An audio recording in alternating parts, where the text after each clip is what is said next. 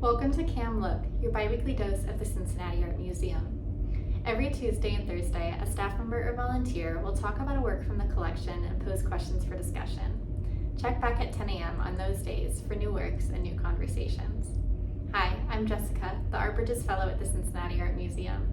And today I'm going to be talking about some delightful works, some miniature animal figurines from the House of Fabergé. The Fabergé business began with Gustave Fabergé, who opened a jewelry shop in St. Petersburg in 1842.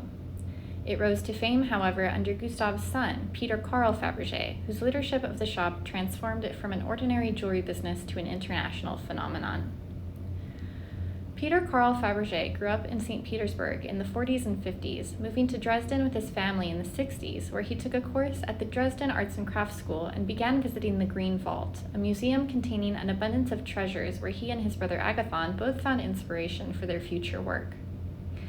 In the mid-1860s, Peter Carl traveled Europe, continuing to take classes and eventually returning to St. Petersburg, where he began work at the Hermitage, or the Winter Palace, where he worked in the antiquities department, repairing and reassembling pieces which had been destroyed, a position that allowed him to learn from the goldsmiths of antiquity and their techniques. Around this time, the family business was being described as a dealer in petty jewelry and spectacles. In 1882, upon the death of Peter Hiscius Pendin, Gustave Fabergé's business partner and Peter Carl Fabergé's teacher and mentor, Carl and his brother Agathon took over the House of Fabergé, and it began its journey towards international acclaim.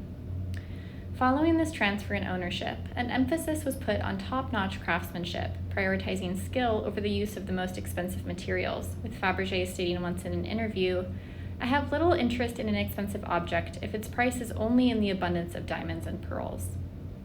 His objects were thus excellently made, but notably affordable, at least to the Tsar and Tsarina, who served as fantastic buyers for Fabergé, as they gave thousands of gifts each year and sought statement pieces such as those which were produced by the House of Fabergé. These gifts were so popular that at one point on a 10-month trip to the East, the Tsar had gifted so many Fabergé pieces to his hosts that he ran out and more had to be urgently dispatched from St. Petersburg. In 1885, the first Easter egg was commissioned by the emperor for his empress, and Fabergé was awarded the title Goldsmith by special appointment to the imperial crown.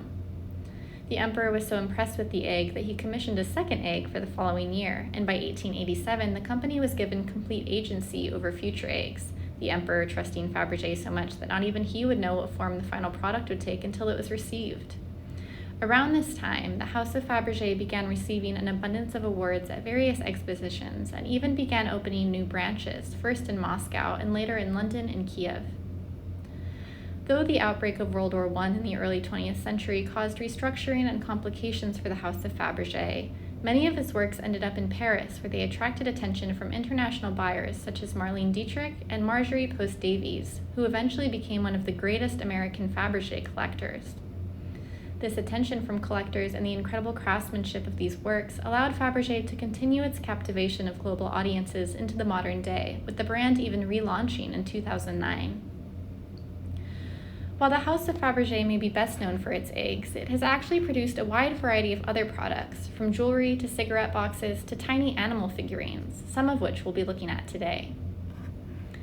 The Fabergé animal figurines, of which the Cincinnati Art Museum has several, were extremely well received and captivated audiences, being small, charming, and affordable to Fabergé's clientele, including such high-profile individuals as the Queen Alexandra, who purchased this dormouse figurine for £33.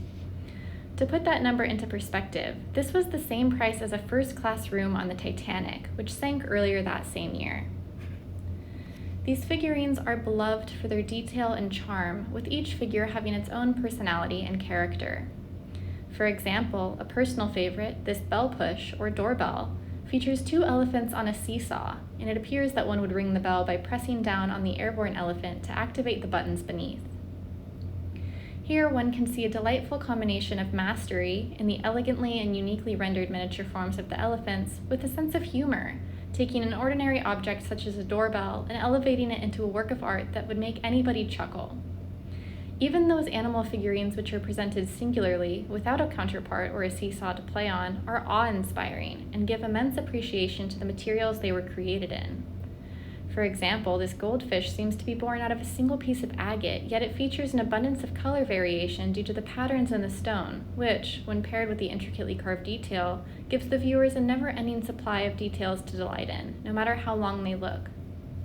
Another piece, this delightful little chick, which stands triumphantly on the remnants of the egg it has just hatched from, almost appears to glow from within as its amethyst belly catches the light and illuminates its rich color.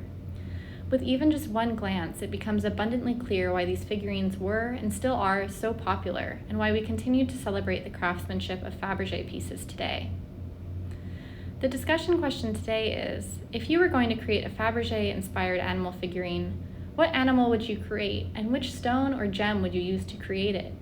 Would you try to make it as realistic as possible, or would you add some creative flair, like our chick and its amethyst belly? An additional challenge for our local Cincinnati friends. In the neighborhood of Glendale, there are 13 5-foot-tall, individually painted squirrels, one of which, named Fabergé Fosdick, is inspired by the work of the House of Fabergé itself. Grab a buddy and see if you can track down Fabergé Fosdick. Make sure to tell your buddy about the history of Fabergé while you look. Thank you for joining me for today's Cam Look. Don't forget to check back every Tuesday and Thursday at 10 a.m. for new works and new conversations.